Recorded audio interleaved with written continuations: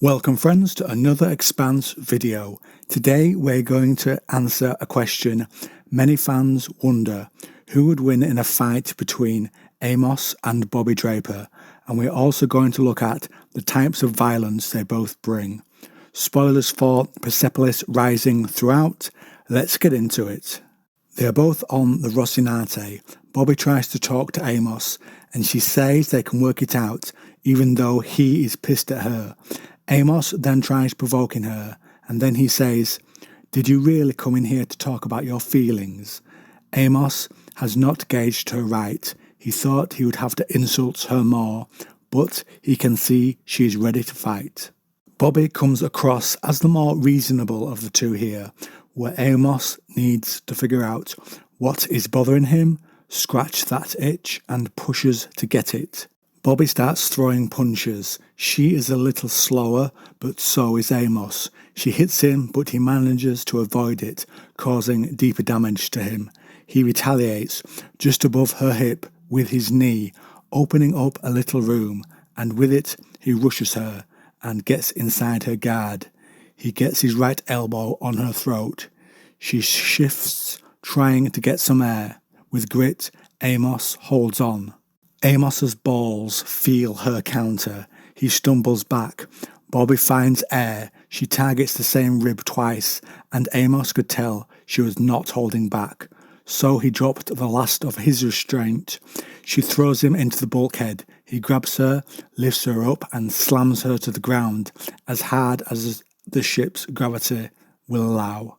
They both take it up a notch here, Amos letting out his animal side and Bobbie still showing her harnessed aggression. Bobbie goes for a grip. Amos pulls back his head so she can't grab onto his ear. He wants to grab her arm to bend and snap it, but she counters and her heel comes down on his left eyebrow, but then he gets his hands around her throat and begins to squeeze, but she shrugs off his grip. Whilst he was the animal, she had planned this. Even here, Bobbie seems a step back in aggression to Amos, who is considering breaking the arm of someone he knows. It's worth noting here that the chapter is told from Amos's point of view, so we get more details of his internal thoughts than Bobbie's. Bobbie takes the advantage. Her fist strikes his throat. He couldn't breathe. He tries to rise, but she kicks his knee out from under him, and then her foot, his shoulder, his back. She keeps hitting him over and over again. He was helpless. He was fucked. Another kick, and one of those ribs she targeted went. She was going to decide when this violence was over. Blow after blow came down, and he felt the damage mounting. He was helpless, but endured, and he thought back to his life in Baltimore.